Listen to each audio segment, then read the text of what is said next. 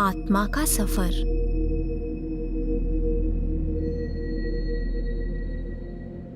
बहुत पहले, बिल्कुल शुरू में, समय के शुरू से भी पहले केवल परमात्मा था।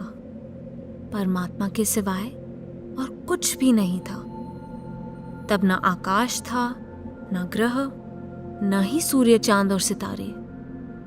न इंसान था, न पशु, न पक्षी, न पेड़। कुछ भी नहीं था सिवाय परमात्मा के। वह परमात्मा नूर से भरा एक अद्भुत सागर था जिसे प्रेम कहते थे। उस विशाल सागर में नूर की लाखों करोड़ों बूंदें थीं जो गहरी नींद सो रही थीं। क्योंकि वे सो रही थीं, इसलिए उन्हें इस बात का पता ही नहीं था कि परमात्मा कितना शानदार है, कितना नूर से भरा है। हर एक बूंद उस विशाल सागर का एक नन्हा सा हिस्सा थी। नूर की उस हर बूंद का नाम था आत्मा। तुम भी उन्हीं नन्ही बूंदों में से एक हो। कुछ समय बाद परमात्मा के दिल में आया कि दुनिया को बनाया जाए।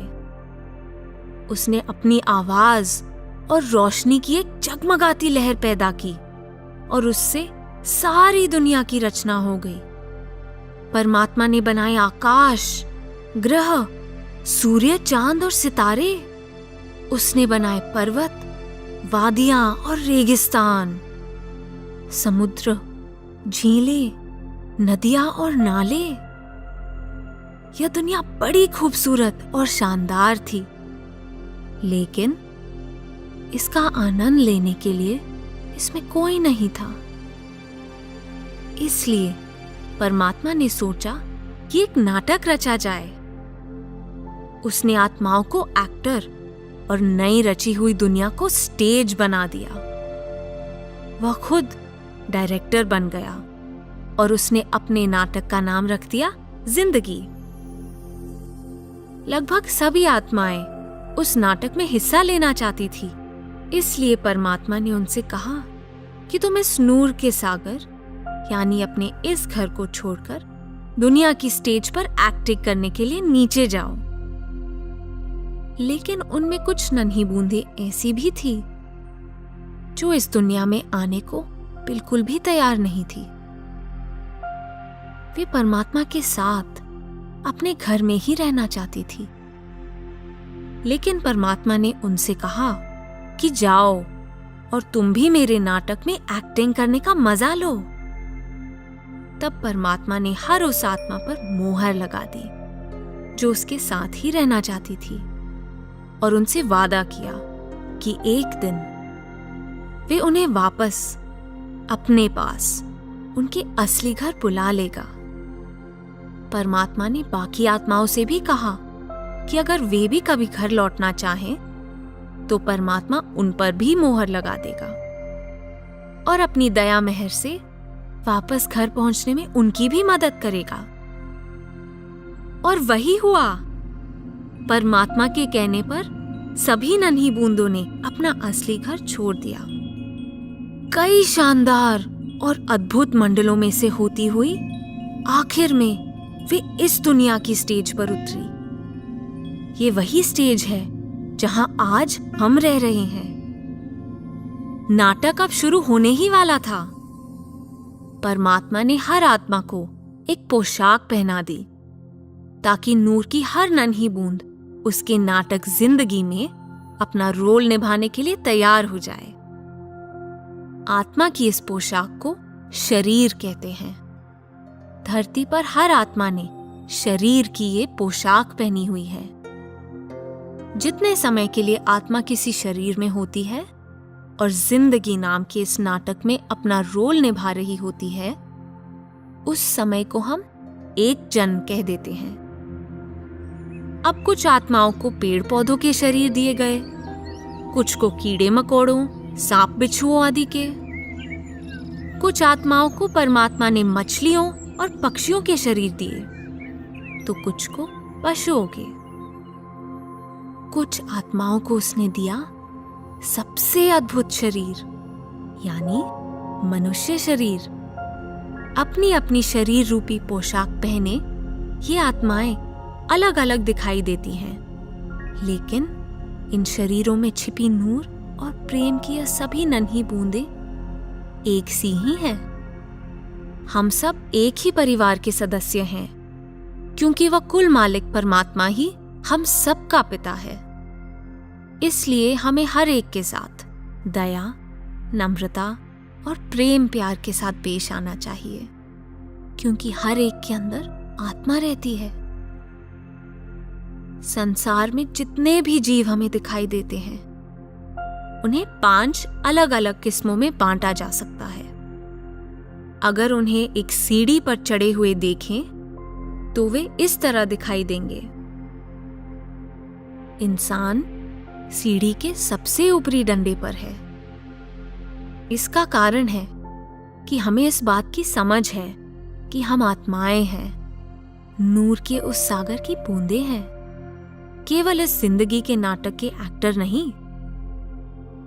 सीढ़ी पर इंसान के सबसे ऊपर होने का एक और भी खूबसूरत रहस्य है, जिसका पता तुम्हें जल्द ही चल जाएगा। जानवर सीढ़ी के चौथे डंडे पर हैं। वे इंसानों से नीचे हैं, क्योंकि उन्हें इस बात की समझ नहीं है कि वे आत्माएं हैं।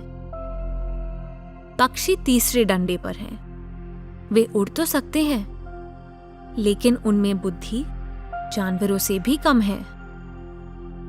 मछलियां, सांप, बिच्छू, कीड़े मकोड़े आदि दूसरे डंडे पर हैं। उनमें पक्षियों से भी कम बुद्धि है। पेड़ पौधे सबसे नीचे हैं। वे सबसे निचली दर्जे के जीव हैं। वे ना तो सोच सकते हैं, ना ही अपनी जगह से हिल सकते हैं। ये आत्मा ही है जो शरीर को जिंदा रखती है, इसे भागने दौड़ने, उछलने कूदने, तैरने और उड़ने के काबिल बनाती है। जब नाटक में आत्मा का रोल खत्म हो जाता है, तो वो शरीर की पोशाक उतार देती है। तब शरीर की मौत हो जाती है। शरीर तब जिंदा नहीं रहता। वह ना सांस ले सकता है, ना हिल डुल सकता है। लेकिन आत्मा की कभी मौत नहीं होती। तुम्हारी आत्मा परमात्मा के नूर की ही एक बूंद है, इसलिए असल में तुम हमेशा जिंदा रहते हो। क्या तुम जानते हो कि जब आत्मा शरीर की पोशाक उतार देती है, तब वो कहां जाती है? वह नए शरीर में एक नई जिंदगी शुरू करती है।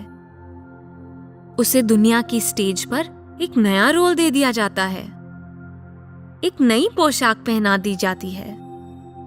इसी को जन्म कहते हैं। आत्मा किसी भी रूप में जन्म ले सकती है।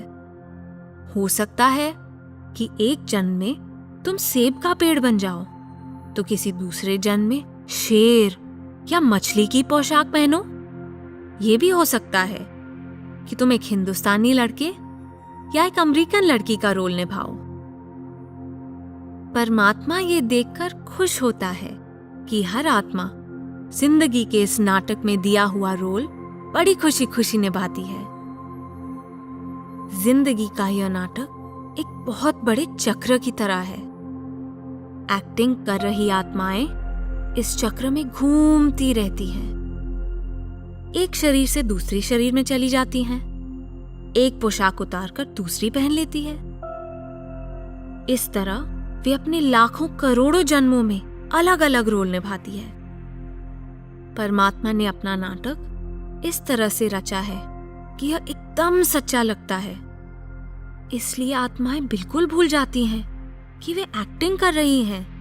कभी कभी जिंदगी में जो हो चुका है या जो होने वाला है, उसके बारे में उन्हें चिंता भी होने लगती है। लेकिन जो भी होता है, उसके बारे में परमात्मा कभी चिंता नहीं करता, क्योंकि वह डायरेक्टर है। वह जानता है कि जिंदगी सिर्फ एक नाटक है। परमात्मा अपनी आत्माओं को इतने खूबसूरत ढंग से नाटक करते देख खुश होता है। इसलिए तुम उसके खेल का आनंद लो। नाटक करते हुए जो कुछ भी तुम्हारे साथ हो रहा है उसमें खुश रहो, उसका शुक्र करो। जब भी कभी कोई मुश्किल हालात आ जाए तो याद रखो कि तुम सिर्फ एक रोल निभा रहे हो। असल में तुम आत्मा हो, परमात्मा के नूर की चमकती हुई एक बूंद। इसलिए उसका प्रेम, उसकी ताकत और उसका गौरव सब कुछ तुम्हारे अंदर है। परमात्मा से बातें करो, उसका नूर, उसका प्रेम अपने अंदर महसूस करो। ऐसा महसूस करो कि वह तुम्हें नाटक में अपना रोल अच्छी तरह से निभाने के लिए पूरी हिम्मत दे रहा है। इसी को परमात्मा पर विश्वास करना कहते हैं। यदि तुम उसे सदा याद रखोगे और उस पर भरोसा करोगे तो जिंदगी के इस नाटक में कुछ भी होता रहे, तुम अपने आप में हमेशा खुश रहोगे। इंसान का ये शरीर खास माना गया है क्योंकि सिर्फ इसी शरीर में आत्मा परमात्मा के इस नाटक को हमेशा के लिए छोड़कर अपने घर लौट सकती है। परमात्मा ने हर इंसान के अंदर एक छुपा हुआ गुप्त दरवाजा रखा है। ये दरवाजा एक गुप्त रास्ते की ओर खुलता है जिस पर चलकर आत्मा कई अद्भुत मंडलों में से होती हुई नूर की सागर यानी परमात्मा तक पहुंच सकती है। जब परमात्मा चाहता है कि कोई आत्मा घर लौट आए तो वो इसके अंदर गहरे अकेलेपन की भावना जगा देता है और उसे ऐसा लगता है जैसे उसका कुछ खो गया हो।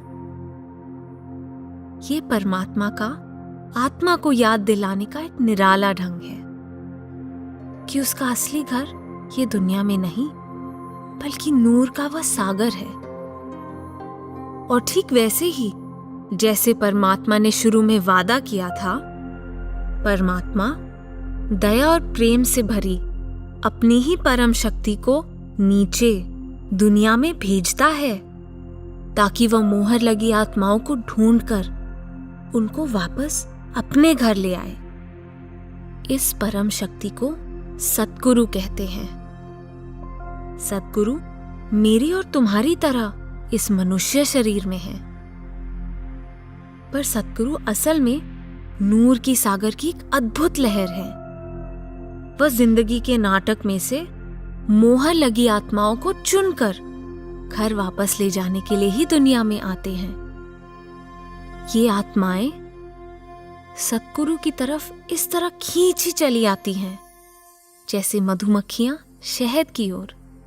सतगुरु हमें हमारे असली घर के बारे में सब कुछ बताते हैं और हमारे अंदर परमात्मा का प्यार भर देते हैं। जब कोई इंसान सच्चे दिल से नूर के इस सागर में वापस जाना चाहता है तो सतगुरु उसे इसका तरीका समझा देते हैं। वह उस आत्मा को अपनी परमात्मा से छू देते हैं जिससे दोनों में गहरा प्यार पैदा हो जाता है। सतगुरु उस आत्मा को घर वापस पहुंचाने का वादा करते हैं। सतगुरु उस इंसान को सिखाते हैं कि कैसे आंखें बंद करके शांत और टिक कर बैठ के प्यार से परमात्मा को याद करना है। ऐसा करने से वह कुछ समय के लिए जिंदगी के नाटक में अपने रोल को बिल्कुल भूल जाता है। उसका मन इतना शांत और स्थिर हो जाता है कि उसे अपने अंदर परमात्मा के घर से आ रही शब्द की लहरों का अद्भुत संगीत सुनाई देने लगता है और चमचमाती रोशनी दिखाई देने लगती है। एक दिन वह गुप्त दरवाजा खुल जाता है और उसके पीछे छिपा हुआ रास्ता दिखाई देने लगता है। आत्मा बेहद खुश हो जाती है और उसे पार करके सितारों से जगमगाती एक नए आकाश में आश्चर्य से भरी नई दुनिया में पहुंच जाती है। हर रोज आवाज और रोशनी के सहारे आत्मा उस गुप्त रास्ते पर आगे ही आगे बढ़ती चली जाती है और फिर रोशनी से जगमगाती इस मंडल में एक अजीब घटना घटती है। आत्मा को आश्चर्य से भर देने वाला एक नजारा दिखाई देता है। सतगुरु का जगमगाता नूरी स्वरूप, सिर्फ आवाज और रोशनी से बना स्वरूप। खुशी से नाचती हुई आत्मा उसमें समा जाती है। इस तरह सतगुरु के प्रेम की धारा में बहती हुई आत्मा अपने घर की ओर खींची चली जाती है। यह गुप्त रास्ता सतगुरु और आत्मा को अनेक शानदार दिव्य मंडलों में से ले जाता है और अंत में आखिरी मोड़ मुड़ते ही वे ऊपर क्या देखते हैं? दूर, बहुत दूर, उनके घर की नूर की किरणें उनका स्वागत कर रही हैं। परमात्मा से मिलने के लिए बेचैन, प्रेम में डूबी आत्मा तेजी से आगे बढ़ती है, जब तक कि वह परमात्मा के दर पर नहीं पहुंच जाती। और फिर अचानक बिजली की कौंध के समान दरवाजा खुलता है। सतगुरु आत्मा को, उस नन्ही बूंद को फिर से नूर के सागर में लीन कर देते हैं, जहां परम पिता में समाई आत्मा हमेशा हमेशा के लिए सुख, शांति और आनंद से रहने लगती है।